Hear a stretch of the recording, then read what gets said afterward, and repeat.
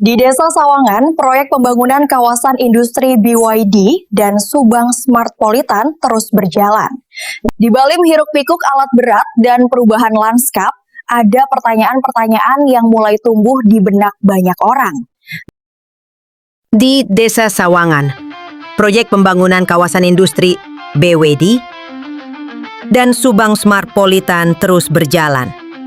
Di balik hiruk-pikuk alat berat dan perubahan landscape, ada pertanyaan-pertanyaan yang mulai tumbuh di benak banyak orang.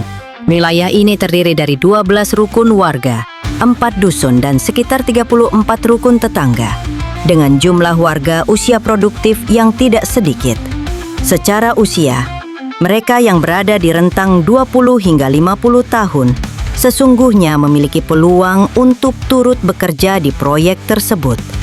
Namun jenis pekerjaan yang tersedia cukup berat, cut and fill, pengerjaan jalan, hingga operasional alat berat. Sementara itu, warga usia 50 tahun ke atas yang selama ini menggantungkan hidup dari bertani atau bekerja di sawah, mulai kehilangan peran.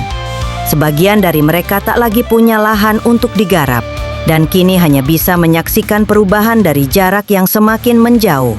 Ada yang menerima kompensasi, ada juga yang tidak.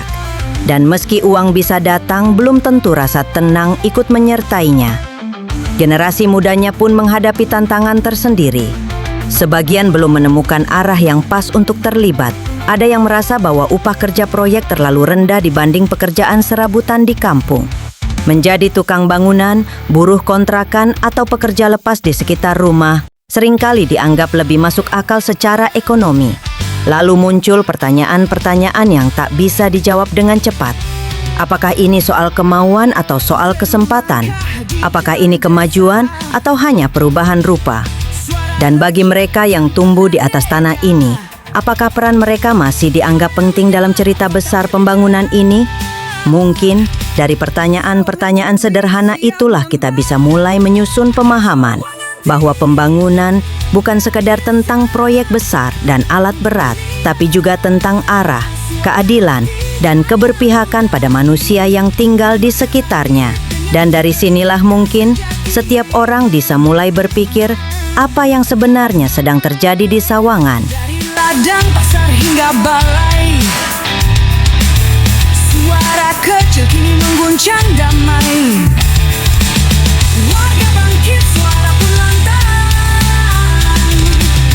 Lewat layar harapan menjulang.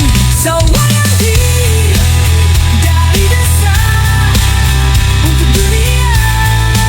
Suara hati cahaya nurani membakar langit dengan cerita sejati. Semua ini bukan tentang menyalahkan atau membenarkan, melainkan tentang menimbang, memahami, dan mencari jalan tengah bagi masa depan bersama.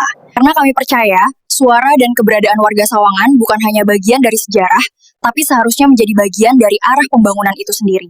Saya Kembang Serangenge dari Studio Sawangan TV. Terima kasih atas perhatian Anda. Wassalamualaikum.